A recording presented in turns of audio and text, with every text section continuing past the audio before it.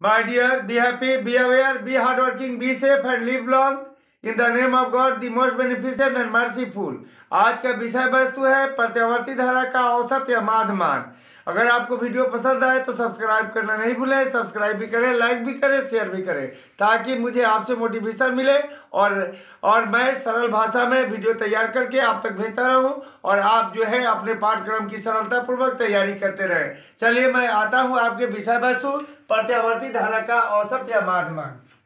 आपका टॉपिक है प्रत्यावर्ती धारा का औसत या माध्यमान।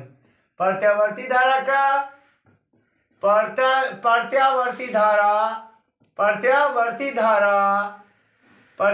धारा का औसत या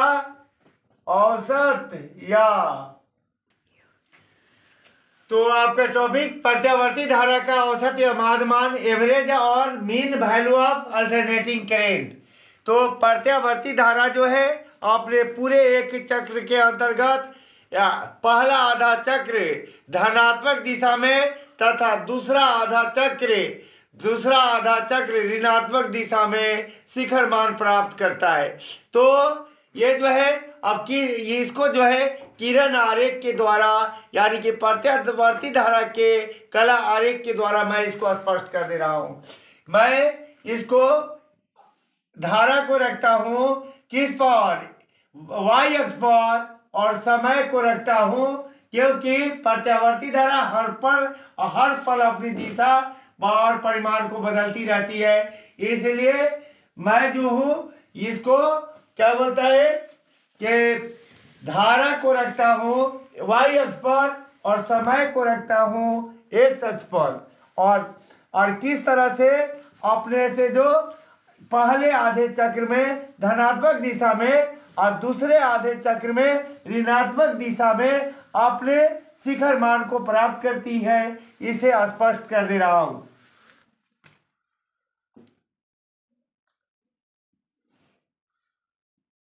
देखिए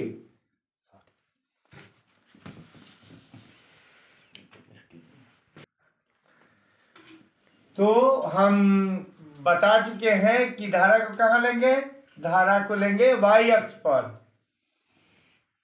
धारा को लेंगे y अक्ष पर, और ये जो है ना मतलब समय को रखेंगे x अक्ष पर, समय को x अक्ष पर। तो इधर समय रखेंगे x अक्ष पर, समय t, और ये जो है धारा जो है इधर क्या बोलता है कि इधर क्या बोलता है कि धारा जो है आधा ये यानी कि प्रत्यावर्ती धारा अपने पूरे चक्र में पहला आधा चक्र धनात्मक दिशा में शिखर मान को प्राप्त करती है। इसे मैं दिखा रहा हूँ, इसे मैं दिखा के तब समझा दे रहा हूँ। पहले इसको दिखा रहा हूँ। ये क्या बताए कि प्रत्यावर्ती धारा का ये जो है ना मतलब पहले प्रत्यावर्ती धारा का मैं पहले कला आरेख दिखा रहा हूं। देखिए कला, तो प्रत्यावर्ती धारा अपने पहले अर्ध चक्र में धनात्मक दिशा में शिखर मान प्राप्त करती है और दूसरे अर्ध चक्र में ऋणात्मक दिशा में अपने शिखर मान को प्राप्त करती है। तो धनात्मक के तरफ ये माने धनात्मक दिशा की तरफ I को प्लस में दिखाते हैं, ऋणात्मक दिशा की तरफ धारा I को काची में माइनस में दिखाते हैं, धारा I को माइनस में दिखा देते हैं, धारा I को माइनस में दिखा देते हैं। अब देखिए का धारा I को माइनस में दिखा देते हैं। अब देखिए का कि मतलब अब ये जो है जब ये अर्ध चक्र पूरा कर दिया, एक दिशा में अर्ध चक्र पूरा किया तो अर्ध चक्र में तो कोण कितना बनेगा, पाई रेडियन बनेगा, और दूसरे अर्ध चक्र में कितना बन जाएगा, 2 पाई रेडियन। तो यानी कि 2 पाई बन जाएगा। पहला अर्ध चक्र में 1 पाई बनेगा, फिर आधा चक्र में 2 पाई बनेगा। तो हो जाएगा क्या, माने कि टोटल मिलाकर पहले अर्ध चक्र में पाई बनेगा और फिर अर्ध चक्र में ऐसे जो पाई, तो दोनों मिला के कुल एक चक्र में कितना बन जाएगा, 2 पाई बन जाएगा। यानी कि पहला अर्ध चक्र में पाई और फिर अर्ध चक्र में पाई, तो है ना, यानी कि दोनों पहला अर्ध चक्र में पाई और फिर दूसरा अर्ध चक्र में पाई, इसका मतलब है कि पूरे एक चक्र में बन गया 2 पाई कोण। और उसके बाद से अब देखिए क्या कि ये जो है अब जो है समय पहले धनात्मक चक्र, धनात्मक चक्र, धनात्मक चक्र टी बाई सॉरी समय, समय समय t बराबर 0 से समय t बराबर कैपिटल T/2 के बीच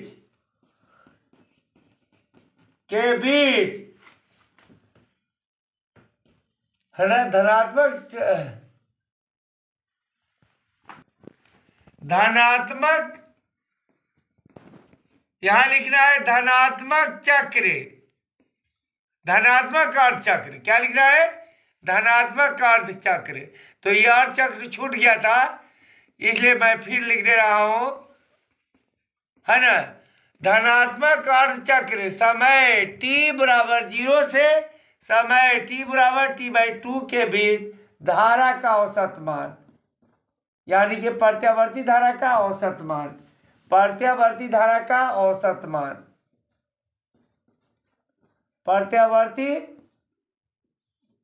प्रत्यावर्ती धारा का औसत मान।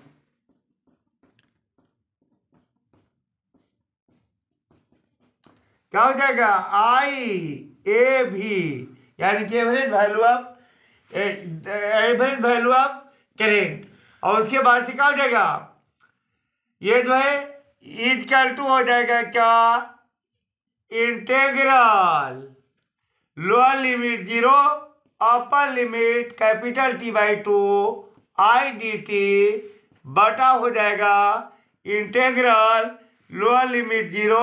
Upper limit capital T/2 dt हो जाएगा। बराबर में क्या हो जाएगा, ये जो है ना, ये जो होगा, हम इसको इंटीग्रल को, ये जो है आई जो है इसको बाहर ला देंगे, सॉरी पहले इसका मान भर लेते हैं। तो आई का मान क्या होता है, यानी कि पहले लिखिएगा integral lower limit 0 upper limit capital T/2 और आई का मान होता है I0 साइन ओमेगा t, और ये IDT के IDT हो गया, सॉरी ये क्या हो गया, आई का मान तो हो गया I0 साइन ओमेगा t, आई का मान हो गया I0 साइन ओमेगा t, और ये dt के dt रह गया, और ये बटा में क्या हो जाएगा, बटा में जो हमारा रह गया, ये क्या कि बटा ये जो dt है इसका ऐसे माने समाकलन क्या होगा, t होगा, और लोअर लिमिट 0 हो जाएगा, और अपर लिमिट क्या हो जाएगा, T/2 हो जाएगा। बराबर में क्या हो जाएगा, बराबर में ये हो जाएगा कि I0 क्या है, I0 जो है ये कांस्टेंट है, I0 क्या है, स्थिर है, इसलिए क्या हो जाएगा, I0 जब स्थिर है तो ये बाहर आ जाएगा, और उसके बाद से क्या हो जाएगा, I0 तो बाहर आ जाएगा, और उसके बाद से ये जो है ना क्या बोलता है, साइन ओमेगा t dt का मान हो जाएगा minus cos omega t by omega, और ये हो जाएगा lower limit 0 upper limit T/2 हो जाएगा। उसके बाद से क्या होगा, बटा में जो है, बटा में क्या होगा, ये जो है t है अपर लिमिट में जाएगा, तो अपर लिमिट कैपिटल T/2 है, तो यह कैपिटल T/2 बन जाएगा, लोअर लिमिट 0 है तो यह 0 बन जाएगा। बराबर में क्या हो जाएगा, जब हम ये ओमेगा नीचे का है तो आई नोट के नीचे ला देंगे ओमेगा को, और उसके बाद से क्या होगा, ये जो है ना हम जब इसको बदल देंगे, क्या बोलता है, लिमिट को बदल देंगे, यानी कि लोअर लिमिट वाला को अपर लिमिट कर देंगे, अपर लिमिट वाला को लोअर लिमिट कर देंगे, तो यह माइनस चिन्ह खत्म हो जाएगा।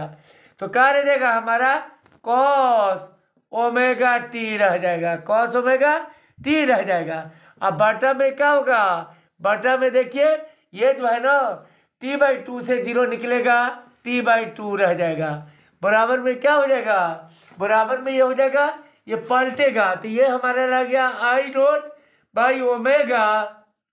ये पलटेगा तो क्या हो जाएगा, 1/t/2, 1/t/2, और ये क्या हो जाएगा, ये जो है ना माने ये ऊपर जाएगा तो क्या हो जाएगा, इसका माने प्रतिलोम यानी कि उल्टा हो जाएगा। उसके बाद से क्या हो जाएगा, ये जो है ना ये अपर लिमिट में जाएगा, तो ये अपर लिमिट में जाने के बाद से, अपर लिमिट में जाने के बाद से क्या हो जाएगा, कॉस के कॉस रह जाएगा, ओमेगा के ओमेगा, और ये टाइम जो हो जाएगा 0 हो जाएगा गुना में। और ये जो है ना फिर ये जो है लोअर लिमिट में आएगा, तो कॉस के कॉस ओमेगा के ओमेगा, और टी जो है ना t/2 हो जाएगा, कैपिटल t/2 हो जाएगा, कैपिटल t/2 हो जाएगा। बराबर में क्या हो जाएगा, आगे चलेंगे हम तो ये हो जाएगा क्या, ये हो जाएगा हमारा, ये पलट जाएगा ऊपर, तो ये पलट के हो जाएगा हमारा क्या ऊपर हो, ये पलट के जो जाएगा ऊपर तो क्या हो जाएगा, 2i0 बाई क्या हो जाएगा, ये बाई हो जाएगा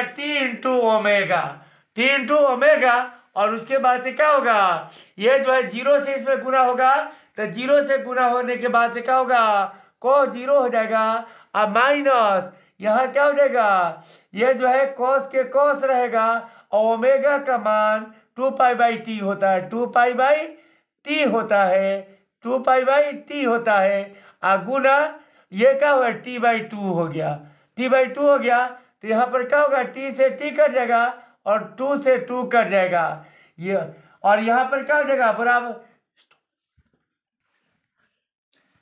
तो ये हमारा किसके बराबर मान आया था, ये मान अभी तो मालूम है ना। तो अब चलिए बराबर में क्या हो जाएगा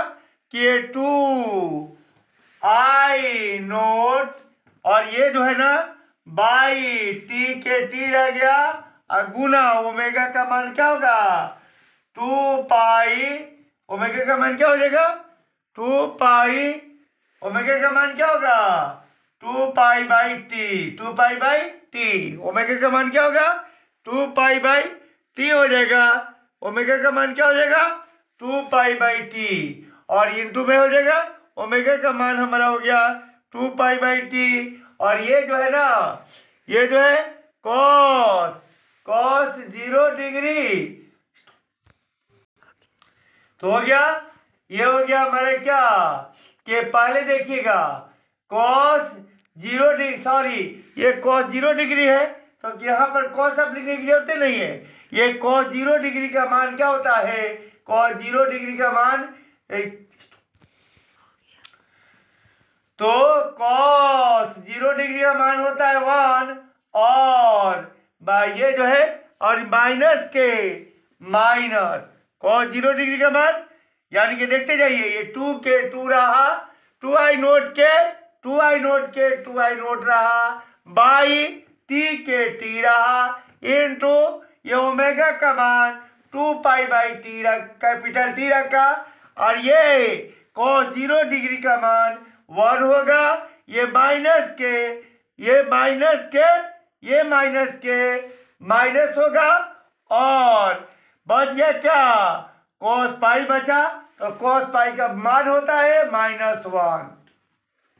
होता है, तो बराबर में हम चलेंगे तो t से t कट जाएगा और 2 से 2 कट जाएगा, बराबर में हमारा क्या रह जाएगा, बराबर में रह जाएगा ये जो है ना माइनस ये a का माइनस प्लस 1, तो यानी कि a का माइनस प्लस 1 यानी कि 2 हो जाएगा, तो 2i में गुना हो जाएगा, यानी कि 2 जो है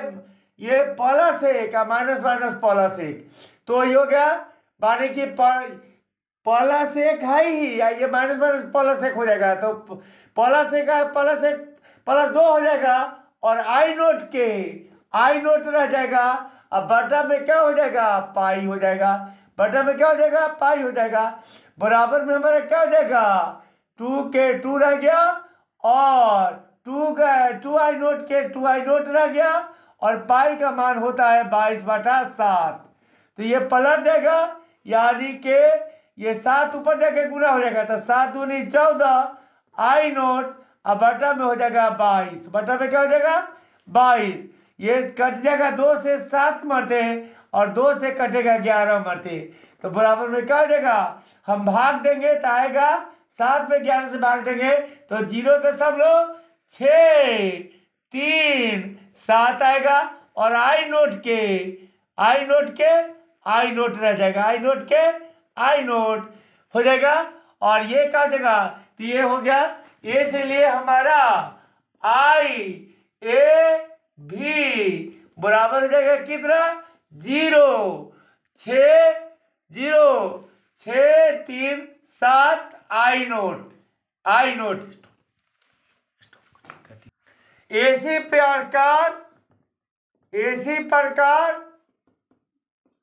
ऋणात्मक अर्धचक्र के लिए, ऋणात्मक अर्धचक्र के लिए, ऋणात्मक अर्धचक्र के लिए आई ए भी बराबर हो जाएगा क्या, माइनस 0.637 आई नोट। इसीलिए ना पूरे एक चक्र में क्या होता है, प्रत्यावर्ती धारा का औसत मान क्या हो जाता है, 0 हो जाता है।